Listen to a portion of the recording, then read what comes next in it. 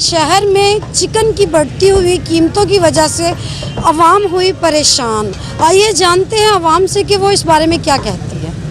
500 तो 30 रुपये गोश्त का रेट जे तो दूसरे का 350 पोट कलेजी का तो की करिए हम माड़े गरीब थोड़ा सारा हूँ ला चले एडी महंगाई है माड़ा बंदा की करे रोटी भी पूरी होनी तो कुछ बेचारे ने की खाना।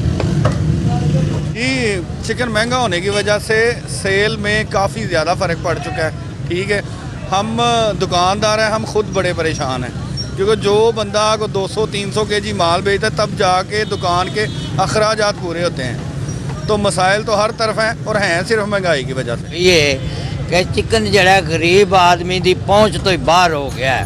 2018 च इहदा रेट तकरीबन 150 पौने 200 और हुण इहदा रेट जड़ा है वो 550 600 650 तक पहुँच जाए। गरीब आदमी की करेगा और वो जो इसे इन्ना महंगा हो गया है किस तरह उन्हें पूरा करेगा अपने हालात जिंदगी। फिर वो गोश्त तो गया जो गोश्त मतलब कि मुर्गे का खास करके, दूसरा तो वैसे ही अगे बड़ा महंगा है। मुर्गा गरीब खा लेंदा सी, उहदा रेट भी हुण 650 500 600 है वे। तो ये जनाब पंजाब हुकूमत अगे रिक्वेस्ट है कि ये गौर फिक्र करन और जनाबे वाला इनू कंट्रोल करन ताकि गरीब आदमी भी 8 दिनों च एक दिन ते पका के खा सके ना। 130 कोई 150 तो लै गए ने, बहुत महंगाई हाथ पाया ज़्यादा। गरीब बंदा की करे, खानी तो पैंदी है, मजबूरी है लोगों की। गरीब आवाम की पहुँच तो बहुत दूर हो चुकी है।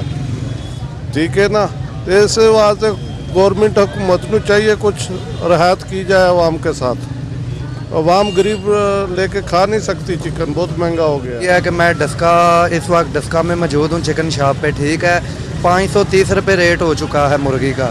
जो लोग आगे 1 किलो लेके जाते थे वो अब आधा किलो गोश्त लेके जा रहे हैं, इतनी को महंगाई है। ठीक है, हम गुजारिश करते हैं वज़ीर आज़म साहब से कि वो जो है आवाम को कम से कम रिलीज़ दें। ठीक है, और इस वजह से हम भी परेशान हैं, हमारा माल ही नहीं।